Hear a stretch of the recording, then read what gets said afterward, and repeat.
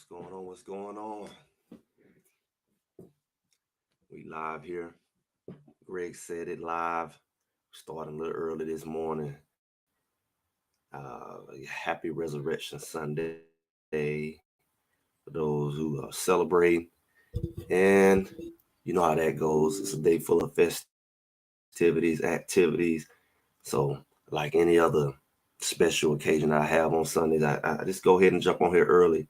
Sometimes I jump on Saturday. Just it's full. It's the full time of year. Spring, got activities, and everybody want to be outdoors, but we making it happen.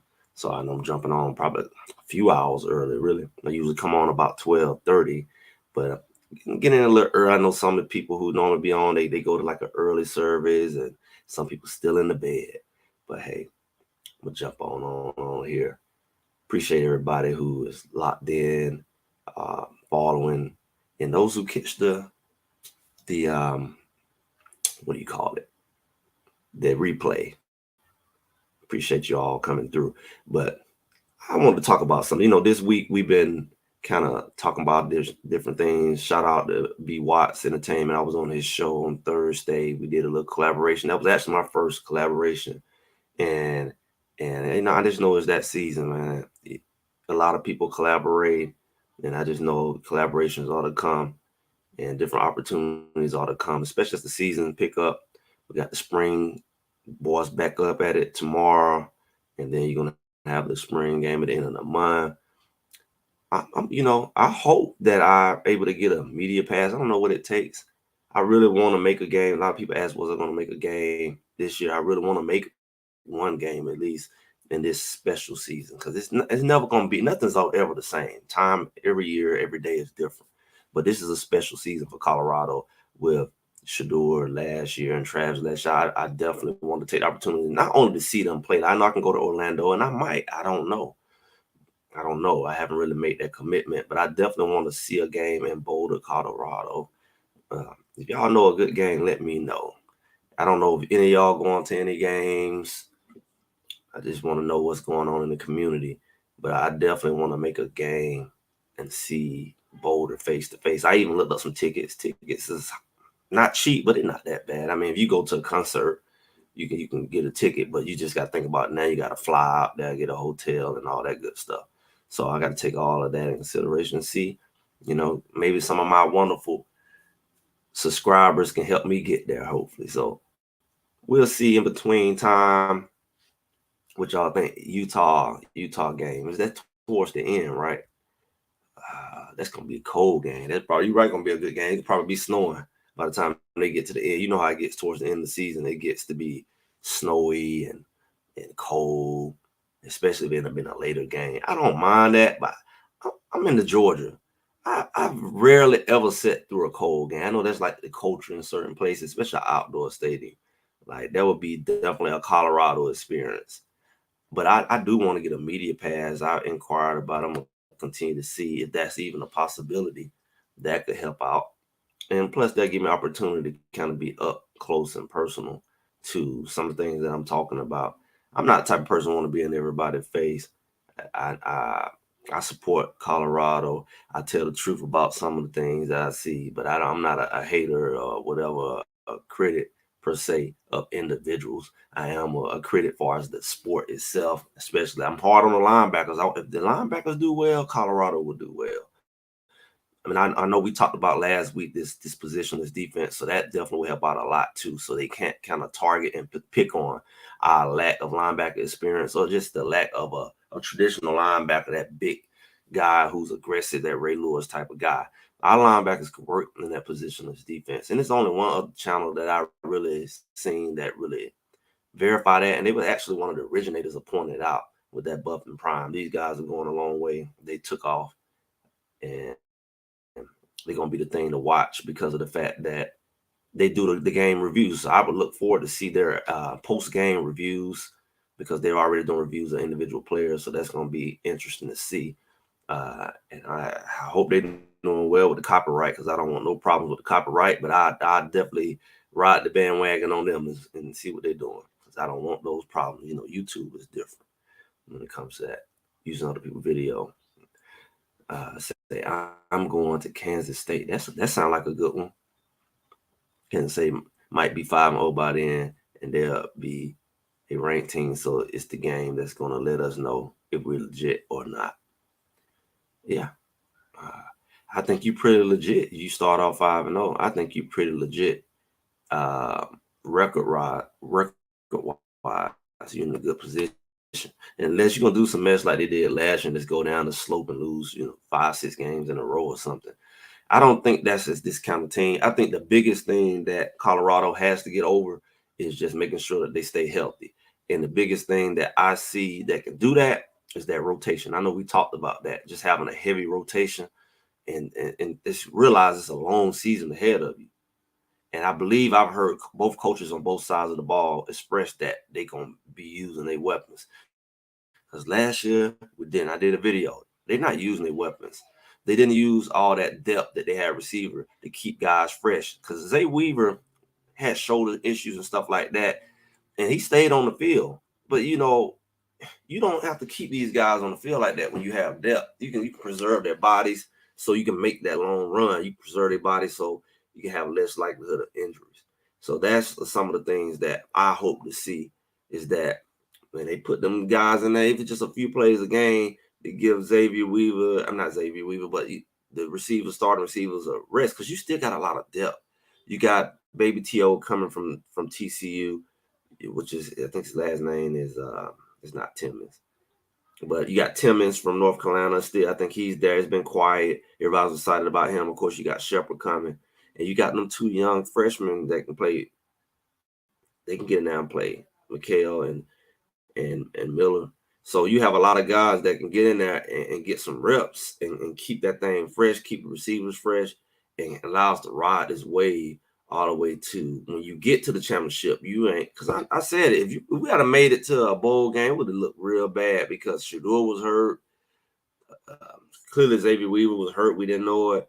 And just like you want to make that thing, you want to make that run, and everybody be peeking towards the end. You don't want them to be walking on one leg, looking like Thriller out there. So that's my biggest thing. Just keep that thing fresh. What they say? We didn't really have receivers we trusted last year. This year, we have a 5. I don't know if I fully agree with that. I mean, with trust, I can't debate trust because I mean, who trusted anybody last year? Sound like everybody didn't trust each other. That's a problem. The trust when even between the coaches wasn't there. But I'm talking about like maybe they had too many option routes and they was running their own routes, and maybe that had a lot to do with it.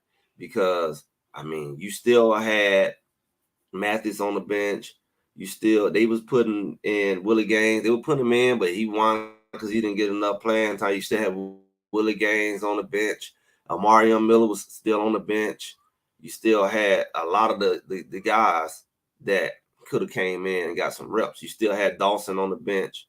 And I know some stuff came up with some injuries and stuff we may not have known about. But I'm just saying, like, you still had a lot of depth on that bench. The young guys and guys that didn't play. I know the one that retired. What's his name? That came from Baylor. I just had his Ellis. Yeah, yeah, guys on the bench that could have played. But I think injuries played them more than anything, and that's why depth is going to be interesting. And on that note, we talked about the record. And this kind of ties in what we're talking about today. Why are so many people underestimating Colorado? I have my theory. My theory is so many people are still talking about last year. Last year y'all didn't have a line.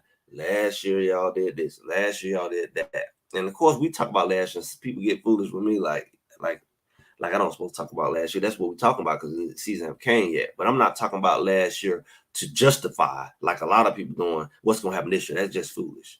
Like I can't say that because it happened last year, going to happen again. First of all, you should be getting better. You got different players. You have growth. You should expect. You have different coaches, so it shouldn't be exactly the same last year unless you got some serious curse going on. But we can look at last year to see what we didn't do right and what we could have done better, and we also can see some other variables that caused it to be what it is. But a few days ago, I talked about the record, and the record not really represent what Colorado really was. The record didn't really show how good Colorado really could have been. Now, was they good? That's speculative, because you look at the line wasn't as great. The play calling wasn't as great. It was a lot of, you can tell it was like a lot of chaos, contradiction going on, because coaches said that they asked for certain packages, it didn't happen. He wasn't using the player a certain way. You can tell it was a clash.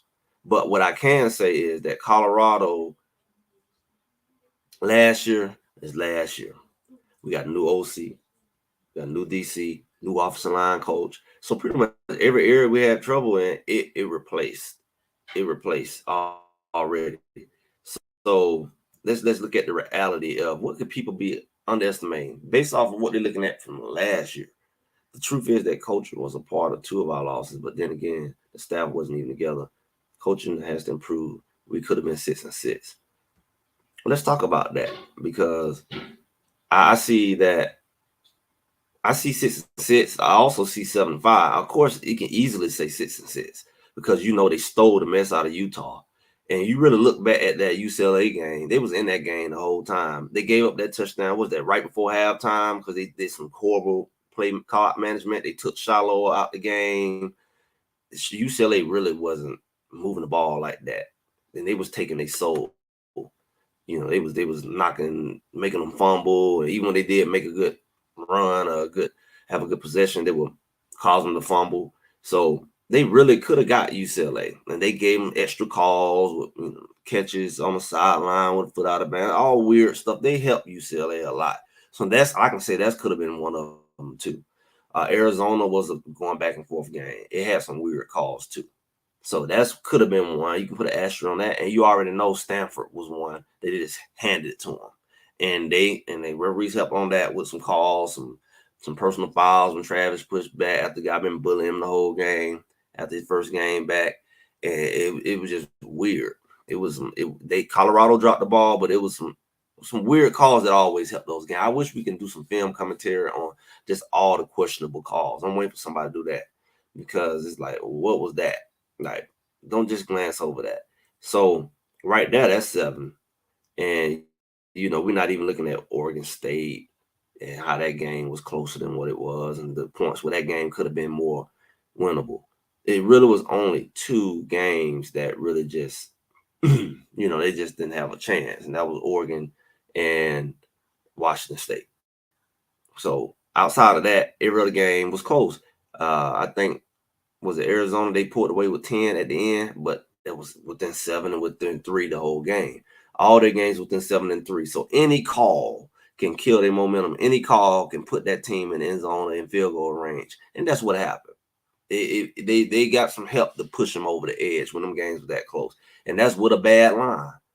That's with bad play calling. So I don't understand how people can use those things to justify underestimating Colorado. I don't see how you could do that. How do you justify Colorado losing with that stuff? That's weird to me, because those games really wasn't like they was getting blown out. Linebackers need to revamp. We need to see them doing it. I agree. I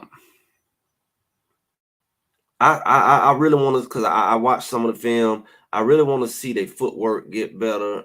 I seen a lot of foot crossing. That's unheard of. That's unacceptable as a linebacker. That's unacceptable in any position. Crossing your feet ain't even acceptable as a DB. I saw Trevor Woods crossing his feet. Bentley, a little bit I saw him, he really wasn't crossing his feet. He actually had better footwork, which was surprising. But his reading is like, they commit. You can fake them out in there. You can do play action all day on them. You can do counters. You can do all that, because they're not patient in their reading. See, I'm going off a tangent here. You got 2 linebackers. First of all, they shouldn't be this close together lined up. You only got 2 right there. Then you got an outside over there coming off the edge. You should have 2 guys. So they should be moving like that. It should be like a typewriter. They should be moving in unison. That's how we used to train, in unison. So the space between the 2 was the same. It should never be the point where I get too close to him, because now we won. You wasting the linebacker. And you wonder how they keep 2 people be going through the same hole, or 1 man can block 2 people. You should never be within each other unless y'all coming in on the tackle. You should never be close together. So when you look at the drills, you need to practice moving in unison with that other backer, middle and outside back. You need to be practicing keeping your distance, and you also need to be on the same plane. It shouldn't be one way up, that one way up, that one. You know, because you got backside pursuit. So if you do these drills, I can trust that I ain't got to run over here because you already over there. It don't make sense. It's you right here, and I run over here and get in your way. You got that.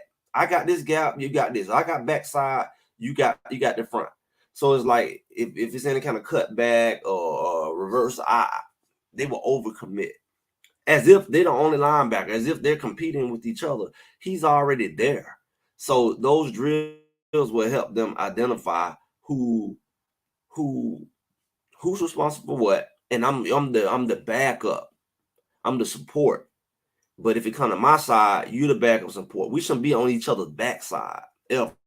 We shouldn't be tripping over each other or running into each other or running into the same hole ever. So let me see. They don't shoot gaps. And the first step is super late. We have good D linemen play now as linebackers will make it break. Like I say, the linebackers gonna be the difference. I don't mind you being late. I prefer you be late than early. I prefer you uh, and I'm not talking about late far as the hole is open, you can shoot the guy, make the tackle, and you wait till a lineman come up and then you try to act like you. I'm not talking about that. I'm really more so talking about that backside linebacker, that supporting linebacker. That front side linebacker got to attack the hole. But that backside linebacker, he runs goofily through the hole and the ball goes, they bounce it back to the other side and nobody over there. Because they were doing a lot of bouncing back. They'll bounce the play back to the other side. You overcommit it, and they seal you off and they bounce it back. You see that bounce back and run for 30 yards. There's no other, the corner, ain't no other backside end over there, ain't no backside backer over there, and the cornerback is off running. So they bounce it out. There's nobody over there. That's unheard of because you got another linebacker over there and you got another end that don't got caught in the watch too. So those are the things that you see everybody gave the D line a hard time. They clog it up and then the linebacker will do their job, and then they just bounce it back to the other side with nobody at. So you can say, "Oh, the line to do it." That's a lie. They did their job. They clogged it up, or they put pressure on the quarterback. He step up in the box and run straight down the field. Is no gap assignment. Is no linebackers there. It's just he just go run for 30 yards. Everybody covering well, so coverage sat, and the quarterback can escape. That's your linebackers. Because your linebackers shouldn't even be up in the line. They both ain't blitzing. One may be blitzing. How y'all it's a pass. So why is the linebackers inside the line? They not freaking D linemen. Why would your linebackers be in the line? The lineman clearly didn't have to come block you. It was a pass block. So that means you went to them. So that means you silly as a linebacker. Because you should be in some kind of drop, or you should be some kind of scout on the quarterback. So your line, okay, your DBs got them covered. Your line is there. They got an extra blocker in there, extra running back or whatever, and they starting to put pressure on that quarterback. He step up in the pocket and run straight up the middle. Those the kind of things that I guess will make somebody say Colorado, is not a good team, or they have this issue. But again, that's last year. We will get 5 wins. They are an average team. They are an average team. What makes you say that? How you know how average they are? Have you seen them play? What's average about them? I'm curious when you make a comment because when I talk about stuff, I'm making sure that I'm backing up, what I'm saying based off of something. It's just it's not an opinion. It's an opinion based off of some analysis. The chemistry down that comes down to they all trying to make big plays. So you saying they are a 5-win team or they was a 5-win team? Because in that case, what are you trying to tell me? They was a 5-win team last year. So you saying it's the same team? Well, you used the wrong word. You say they are a 5-win team. What are you saying? What I got here? Get this thing down. Can you get this mess off my screen?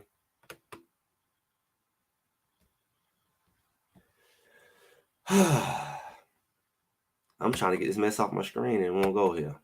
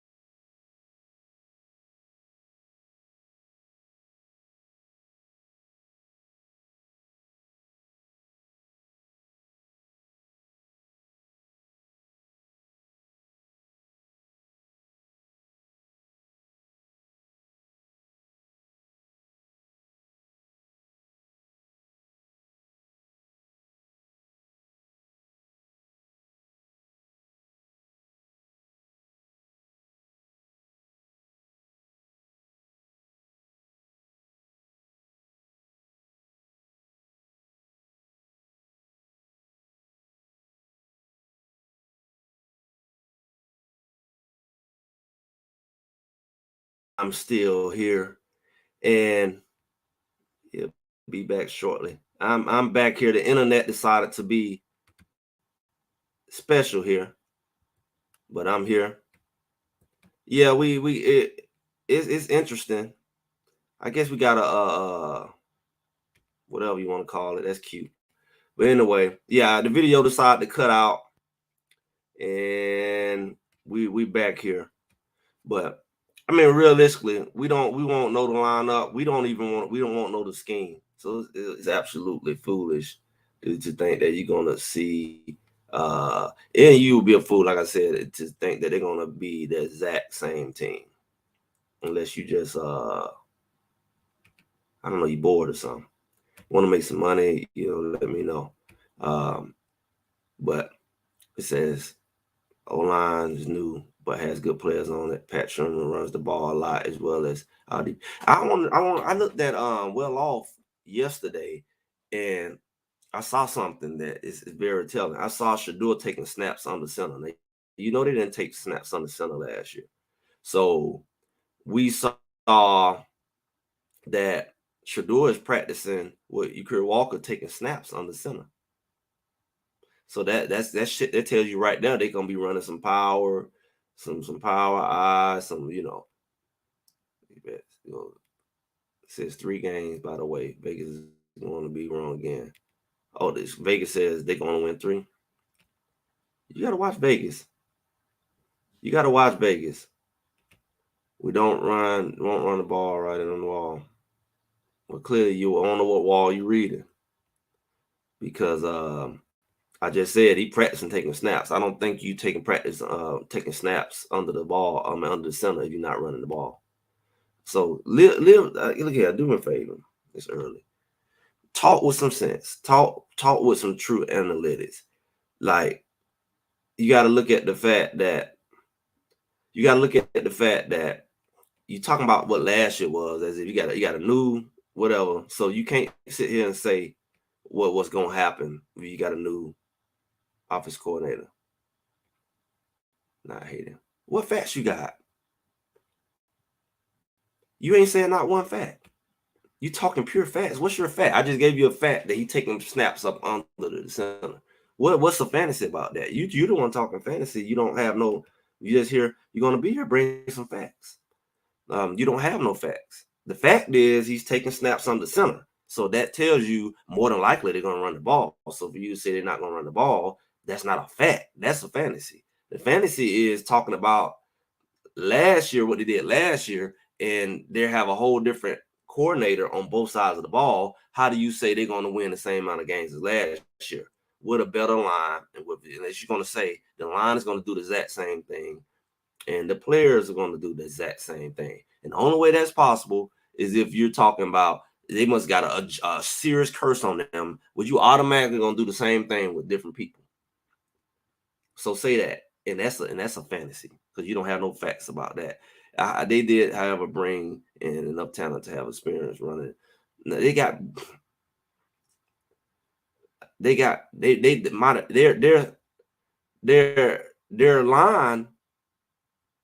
their line is actually more strengthened by the run game, so they're actually better runners, better run blockers. They're actually stronger run blockers. When you look at Benson and you look at it came out, they lost the last 6. Did you forget? Did you forget you're talking about last year? Uh, I try to be respectful to some clown type talk. That's clowny, man. You sound like a clown because you're still talking about last year. What you don't comprehend about this is this year, and they got a different coordinator and a different line. And you're still talking about they lost 6 games last year. That's obvious. It's in the record books. Who forgets what's on the record? We spent the whole last offseason talking about last year and what went wrong. So what do your point of telling us about what they did last year? Like nobody knows that. Or yeah, I've never seen him. So you must be new. You must be jumping around from channel to channel. Different vibe this year with the team. Offensive line is bigger and better. Adams, yeah, that's different. And absolutely, I can see that. The reality is that McCaskill definitely looking better. Like I said, I saw a video. McCaskill was definitely in the form he was in before. He's definitely, I mean, he's running like he used to. He got that long, smooth stride. So the run game is definitely going to be different with him actually being able to run and being ready to run. And like I said, that offensive line that they have is you running your mouth, but they actually are more suited. They're more suited to win more games, to run the ball more than pass. When you look at, like I said, Benson, his run block is strong, stronger than his pass. If you look at Mayers, his run block is stronger than his pass. They're actually more suited towards running, so their running game is going to be significantly different. It's going to be significantly different. I mean, you look at Jordan Seaton, he actually is stronger as a run blocker. So it's going to help them as a pass blocker because they get off the ball on you. I've seen Benson wipe a whole right side of the line out. And we ain't talking about no Rudy Poop cupcake games. He will wipe he would take the tackle and take him all the way across to the other side of the field. I've seen it. So they got better at every position they needed to be at. I mean, the main area they need to get better at is at the line, interior specifically, the guards, because that's where a lot of pressure was coming up the middle. They wouldn't be surprised to see some Wildcat. I mean, they got a lot of options with that Wildcat. I want to see them use Walter Taylor, like bring him in like big Cam Newton style packages, give Shador a break, maybe in the red zone, maybe goal line, put that big 6'6", 240, 250 quarterback in, and just let him lay across the goal line. You got a lot more options. You got some big quarterbacks. You even can bring in Wade, the twin Wade. He's a big athletic quarterback. Use him, Tebow him, let him run some Wildcat. So they can do a lot. Again, use your talent. Put them boys to use. They ain't got to be starters. Put them in where they strong at. Wade is very athletic. He's not a great thrower, but he's one of the most athletic quarterbacks. Taylor is one of the bigger quarterbacks. And he can appear that he can do both. So you put him in, you ain't automatically think he's not going to throw it because he can throw it. So get them guys the opportunity to get in the game. That's what I want to see. Not just, garbage time, not just when the game is out of hand, but create some packages for them to give Shador a break. I think that that's going to be powerful. So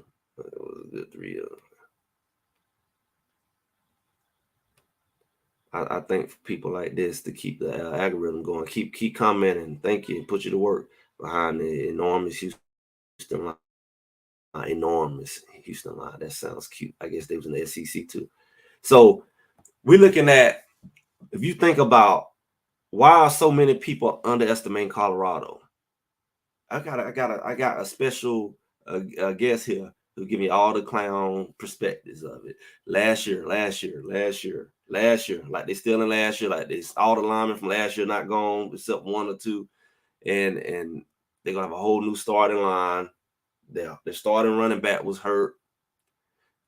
They had a clown for I'm just gonna say it, for a coordinator because he really didn't maximize the talent. He running Dylan Edwards up the middle. He wasn't putting him in space like he did against TCU. We had young receivers like Amarion Miller who blew up one game. You didn't really customize putting him to use, so he really didn't use Amarion Miller like we should last year. I think that would have took a lot off of Weaver, and we saw those bursts of greatness out of Miller, but it's like they couldn't figure out how to use the talent. It wasn't no freaking film. It wasn't no film to stop him. It just was inconsistency in their usage of their talent. Nobody stopped Dylan Edwards. They stopped Dylan Edwards. They didn't run no plays like they did in TCU. They was running him like he was a regular guy. Matter of fact, all the running backs ran the same type of stuff. They just rotated them. Savion got in. You got my other guy. I'm looking at him, slipping my mind. The transfer. We got all these guys coming in, and they ran identical plays.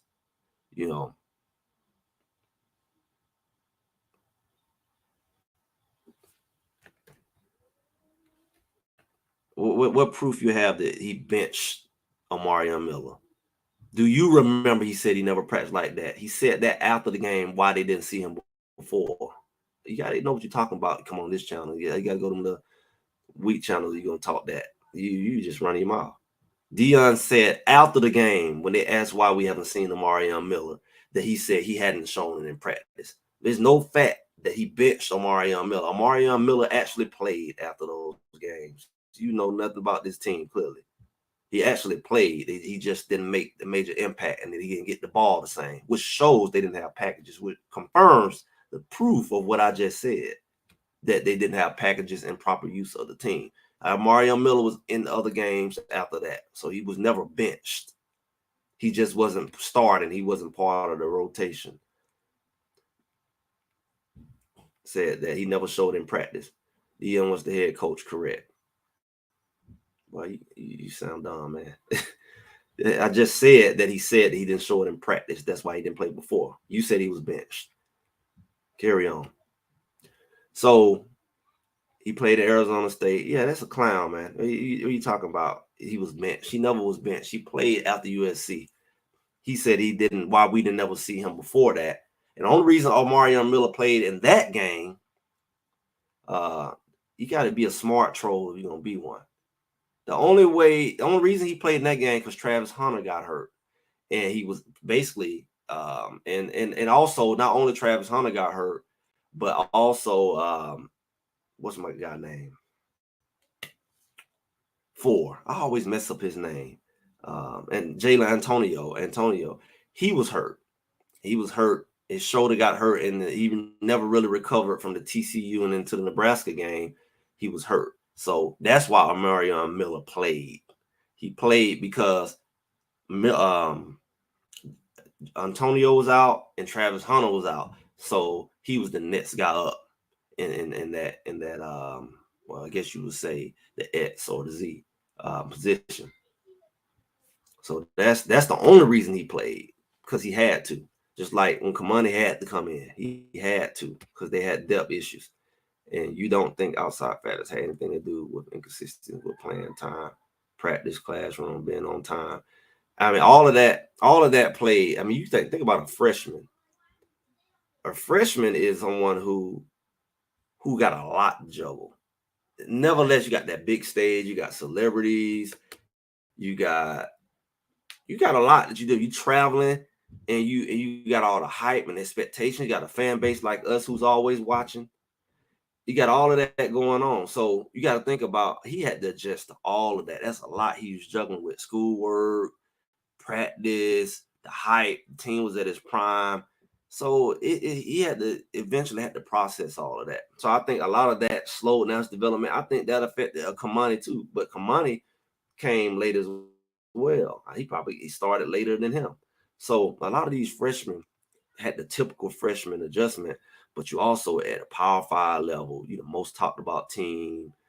You got all kinds of chaos going on, and they kind of throwing you in there. And Omarion Miller rose to the occasion. I mean, Omarion Miller, he stepped up to the plate in the big game, and if they had won that game, it would have been because of him. Because he just manhandled that guy. I mean, all the touchdowns, he just opened up that offense. So I think a lot of people expected him to continue that. But when you look at it, they were still rotating Jalen Antonio back in. They were trying to squeeze. They just never really said, okay, Mara Miller, the guy, let's get him the ball. They didn't create packages for him, and he just went back into just a subtle space again. Like, okay, he back in the background all over again. And that's what happened. When you look at his lack of progress, nobody benched him. Nobody locked him down. It was no special packages. It just, Colorado just went back to doing things the good old way. When Travis came back, Travis got all them reps again. You know, Travis played the whole Stanford game. Yeah, people say he could have left Omarion Miller and gave Travis more rest. Maybe he could have defended a couple of them passes he gave up at the end, because he had been out for weeks. He came back against Stanford. He was gassed. That was his first game back. He went a big old real protection vest, protect his core. So a lot of the things that he probably gave up, he could have had with rest. That was a coach's decision. They didn't maximize the talent. to give Travis the proper transition back in. But once Travis came back for the rest of the season, he took a lot, right? I mean, he made plays, but I'm saying he took up a lot of those reps. He took up a lot of those reps. So it looked like Amari Miller went out there. So they gotta learn how to spread that ball out. They gotta learn how to rotate these guys in and out and don't become one dimensional. Did they stop Travis? They still didn't stop Travis. I mean, even knowing he's gonna get the ball, Travis manhandled everybody he played when he was in the game. I mean, he got touchdowns. He got the right, just like Travis do. Travis is hard to cover. He's very agile. He's faster than what he let on, and he got good hands. So you gotta acknowledge Travis. So they just gotta figure out how to put the pieces together. Like, you got Travis and Webster on the field at the same time? They the same style player, really, at receiver. They get open. They very good, and Webster's even better route runner. So if Webster's out there on that field, and you got Travis out there, let's say you got quads out there. You got Travis in the slot, Webster in the slot, and then let's say you got Shepard on the outside and Amari Miller on the outside. If you can't dominate with that kind of lineup, because there's no way that one person can cover Travis and one person, you know, one person can't cover Travis, you know, one person can't cover Webster, and you know, one person can't cover Miller. It just, we seen that they was doubling Miller and they still couldn't stop him.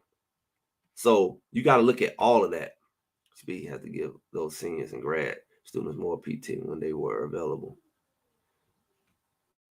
I don't know about that. I mean, they didn't really have a lot of senior receivers. That the receivers, they don't answer that. They didn't have a lot of senior receivers that they lost last year that they was trying to get playing time to, other than Xavier Weaver. Seniors was not the excuse on the offensive side of the ball. Maybe defense. I mean,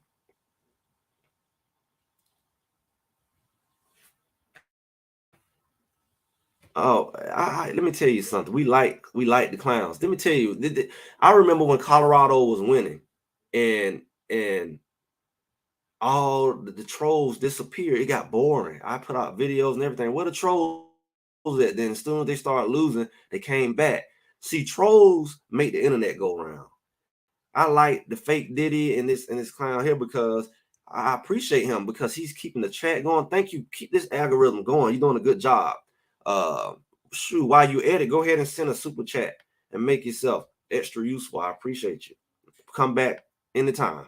Matter of fact, go through all my videos and make comments. I'm sure you got a lot of time to do it.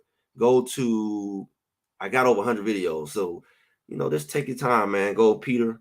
Go ahead and hit all my videos and leave all the hate and just get this algorithm jumping so I can get my videos and my old videos back in rotation. Keep up the good work. He's always welcome here. He's doing his job. It's like fertilizer. So just let him do his job. He's not hurting. He's helping the algorithm. Him and Diddy. Y'all keep up the good work. But the reality is, I just don't see how they could cover. Like, what's my say? We about to see the whole D line standing up. That was a joke. Just kidding. Yeah. I mean, it's a lot that we got to see.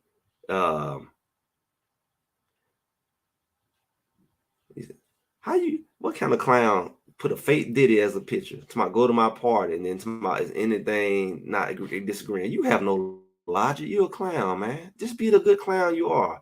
Don't ask me about is anybody agreeing with you. Nobody takes you serious. You're a joke. Just be the jokester you are. Just be the jokester you are. Don't ask nobody to take what you saying serious. Now you're gonna be offended. Is anything agreeing? What are you talking about? Nobody care what you saying.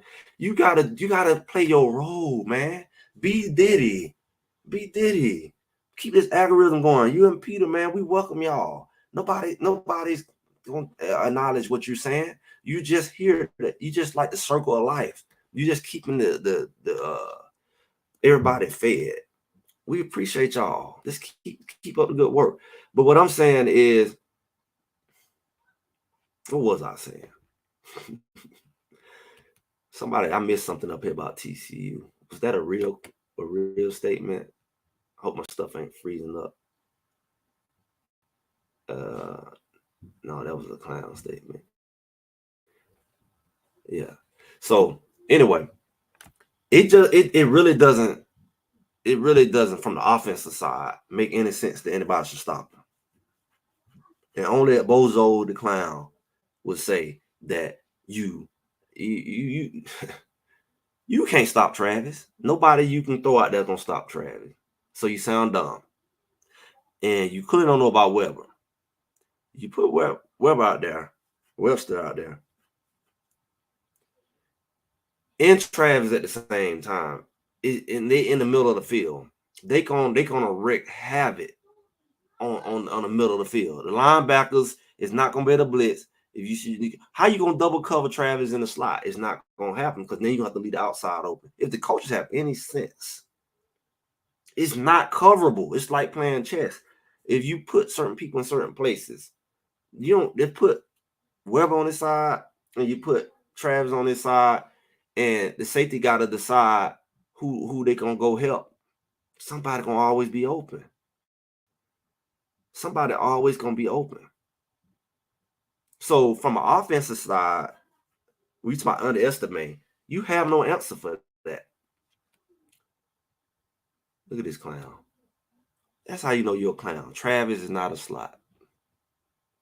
I digress. I digress. Travis is not a slot. So Travis never played slot. I guess Weber is not a slot either. Like that, but not great. Some of y'all, something I like that. With the smoke. Yes. Oh man, I like the clowns because if it weren't, think about this. We've been here for 44 minutes. Got a few minutes left, and I just want to give a shout out to Peter. He need attention and love. Can everybody show some love to Peter? As a child, he didn't get a lot of attention, but I'm gonna give him some attention here because that's not his real name. A picture probably, but if it is, great. Because if it weren't for him, we probably would have like 100 comments in the chat. He don't did like 80 of them. So you got to show gratitude when you can get it. Because as far as YouTube concerned, man, this room is rocking right now. We got Peter in here. We got Diddy in second place.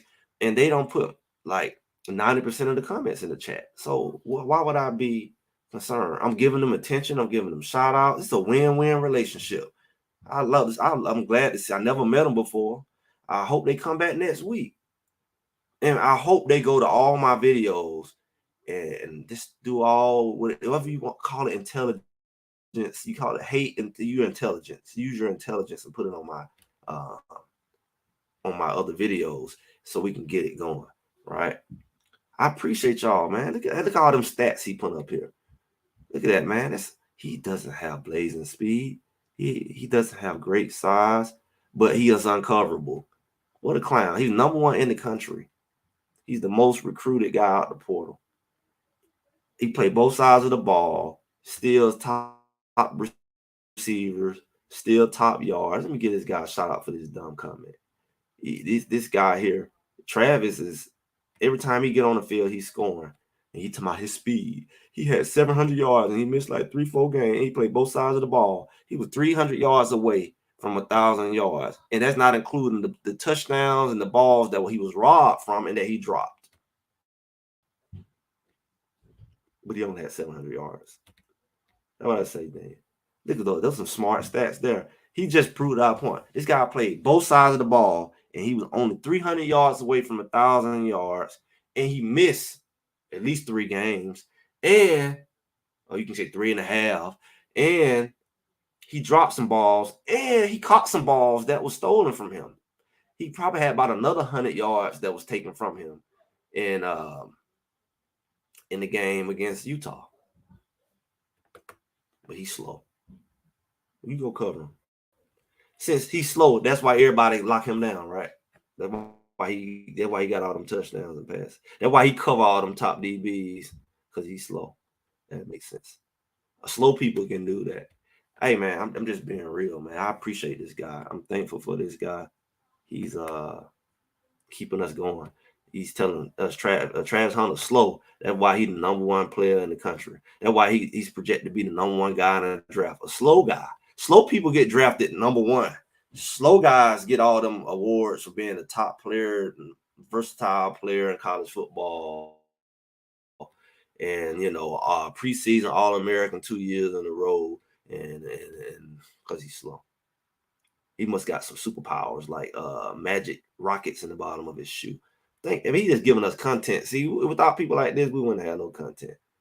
He's slow. Remember Stanford, the game after he came back from a ruptured liver, right?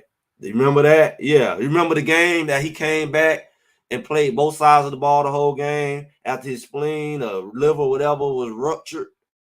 Yeah, that game. Yeah, and he still scored like 2 touchdowns and played both sides of the ball the entire game after not playing for weeks and was out of shape. Yeah, that game. Yeah. This guy's hilarious. Keep the thing going. Anybody else want to get in the chat with Peter? Appreciate you, Peter. He's not projected to be number one.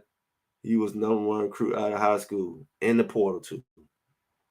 He must miss that one. And he's not projected to be number one. Ooh. I guess he'll be number 3. Ooh, that's bad. Slow people. We're really good to see the hate when they start winning. They're not clowns. That's why I told you they disappear. They disappear. Because I remember when they talked all that stuff when I started my channel in August, and then they started winning, and they just went crickets. I did a whole video. Where the haters go? People like him, they cowards, man. Then they disappear, and I need them to keep the algorithm going, but then they disappeared. But then when Colorado started, they lost. That's when they came back. I remember when Colorado, Travis Hunter got hurt, and everybody was so excited he got hurt. That was my biggest video, like 40,000 views. That helped me get into monetization. People like this guy helped me get into monetization and P. Flitty. And when were they winning? Look at that. Look at this clown. He got Diddy on there. Yay. Everybody look at Diddy.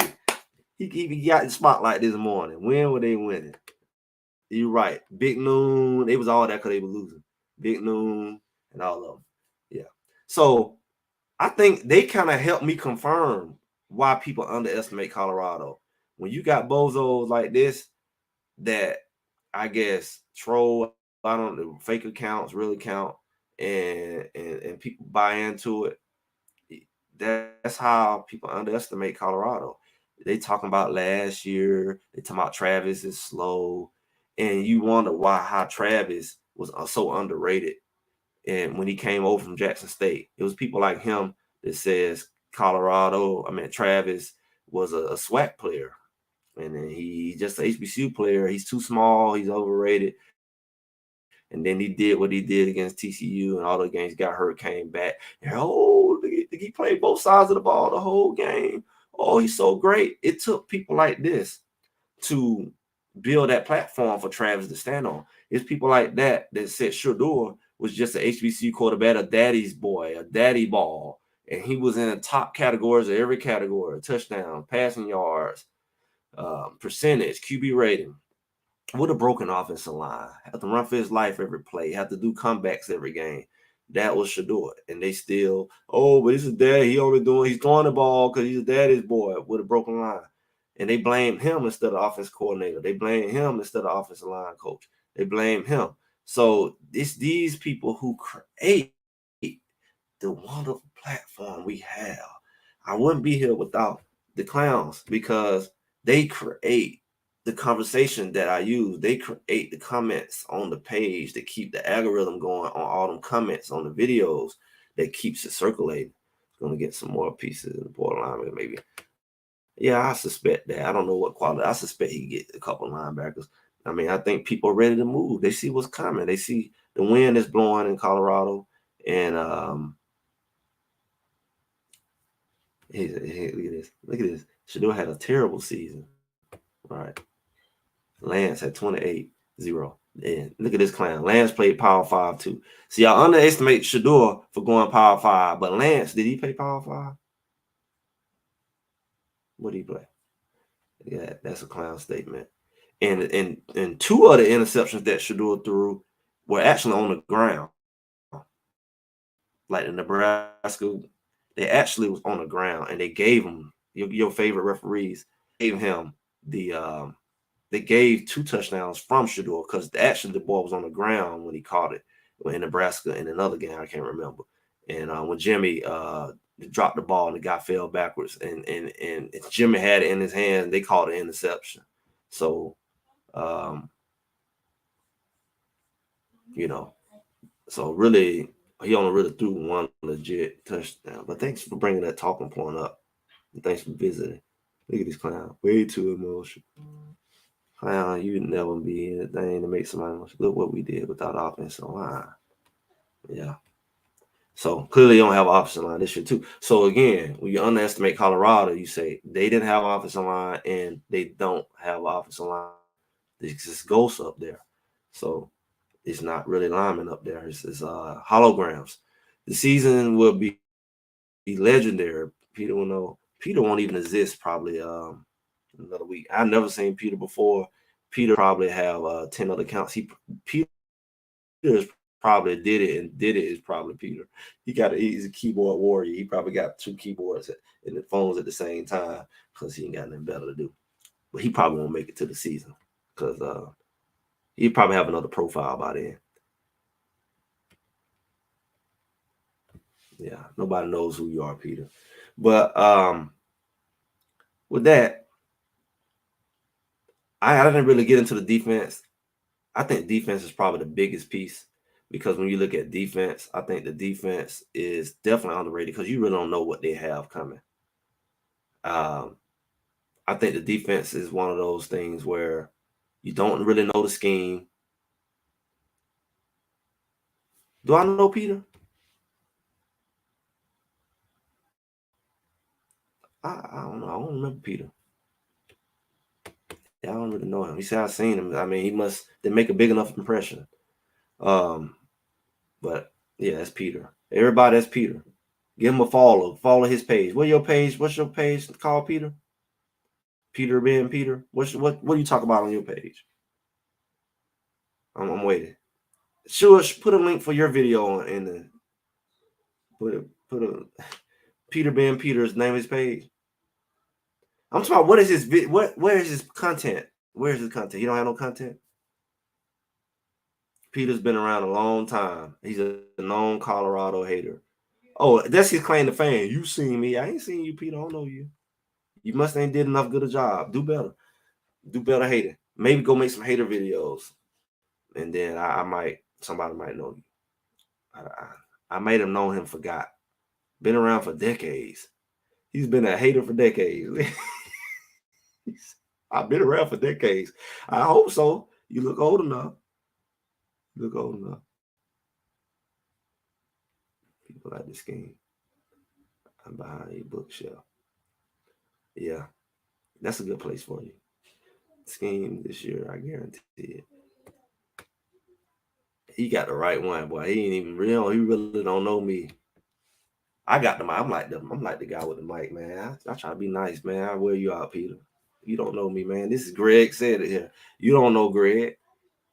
You don't know what I do. Come on now. Come on now. It says Diddy. Diddy, you're a clown. You don't even have a real name. Do better. Nobody knows you. We know Diddy though. Look, the defense is going to be a lot more something we can talk about in the future. And look here. Thanks, my guy Diddy. Yeah, y'all know him as well. Defense, we're gonna have to look at that in the future. Honestly, I can't say I got a lot of projections, a lot of predictions on what the team is gonna look like on the defensive side of the ball. But I think that's gonna be the biggest thing that everybody underestimate that defense because we're not gonna know what scheme they run. Well off ain't gonna show it to you. You just got to see it in the game. But I have given pretty much every hint and clue on what it's gonna look like. And it's not gonna be what we think it is. And maybe we'll talk more about that. We definitely will talk more about it in the future. Speaking of the defense, Warren Sapp is on the way. He got his new position. He's no longer a grad assistant. He is a senior something analyst. He's on the way to Boulder. So they've been working the kinks out. He get more money now. And they say that the new rule for the NCAA allows coaches to all coaches to be on the field. So an analyst, so our special teams should be better because they do this weird, I'm an analyst, but I can't coach you directly. I have to coach you from afar. Now the analysts can be on the field and be coaches as well without a coach's title. That's the new rule from what I hear. So Coach Sapp gonna be an analyst, but he's gonna be able to help with the defensive line and maybe one of the analysts. So that should be exciting to help the team this year. So Coach Sapp is on the way, senior program analyst, whatever. So starting tomorrow, we might start seeing Sapp in the well-off videos.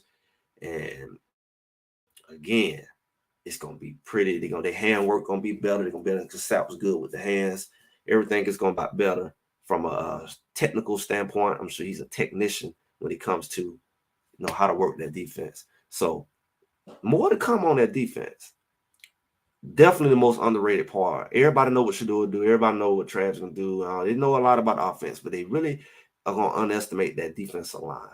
The defensive line is gonna be a lot more violent, a lot more aggressive, a lot more getting after it, a lot more sacks. It's gonna be a lot of sacks because the defensive scheme is gonna be confusing. It's gonna be a lot harder to read. We got a lot better pass rushers, and the secondary is going to be strong. Secondary is going to be strong. We still got some pieces coming in. So at the end of the day, I probably would rank the defense as the biggest reason why Colorado will be underrated. I still think they underrate the offense because the offensive line and they still looking at, the running game wasn't there. Those are my reasons on offense. But I think the defense as a whole, we just put it all in one big pot. They don't really understand what Colorado is going to be bringing.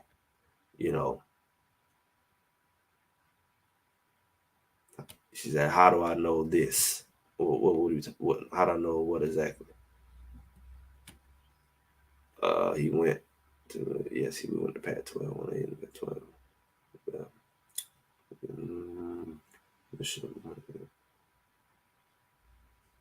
Yeah, we definitely gonna see.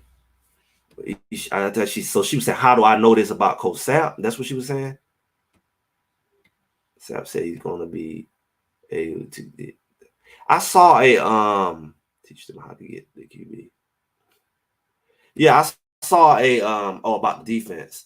Just research and looking at other platforms who actually go deeper in depth because a lot of platforms just still kind of I don't like this running the 4-2. I don't know this, but I kind of looked at some another platform. I know Buff and Prime was one where they showed a breakdown of what Robert Livingston usually what he ran in Cincinnati and just some of the schemes and the scheme is more than likely going to be similar, not exactly the same, but similar to what they're going to run in Colorado. It just fits the style of defense fits Colorado, undersized backers.